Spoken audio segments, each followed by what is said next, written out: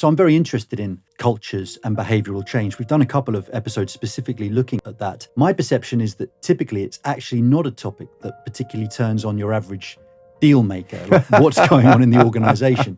What are some of the kind of frameworks, methodologies, or just, ways that you approach assessing effective organizations that can deliver a value creation? Look, I think there are two ingredients to a successful investment. One is a brilliant leadership team, and the other is a great business. And then you can get into a whole conversation of what makes a great business. And, there's a Brookfield perspective on that, strong market position, real clarity of the proposition of what it is, stability. But if you couple that with a leadership team that is effective, and when I talk about effectiveness, to your point, it is largely the structure. What's the accountabilities? In many organizations, it's quite hard to figure out what I, as a chief commercial officer, am actually accountable for.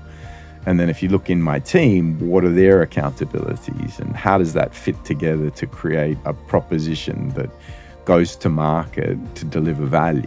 And so the first thing that we do is really look at that organizational structure. Have you got the right accountabilities in the right places? Have you got the right spans and layers? And spans and layers, people often say, look, you can save a lot of money by collapsing spans and layers. It may or may not make sense. There is a limit to the number of people that you can manage. As a CEO, 8 to 10 is the perfect number. Anything beyond that, you're not going to be able to have the time to really commit to support the leaders in your team. And so optimizing that, really thinking through what's the scorecard of both the CEO and the leadership team, what's the scorecard of their teams, what are we actually asking them to do, what are their objectives, what are their incentives, how are they working together, how are they thinking through that change management.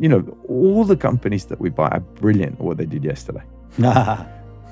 Making change is hard. Yeah. For any of us who've ever tried to get fit, it requires discipline, focus, and then a plan is the most important thing. But the way you succeed in a plan is setting yourself objectives and really thinking through the interdependencies of what we're trying to do. And that's one of the things that we try and bring to the table as fast as possible in any acquisition that we do.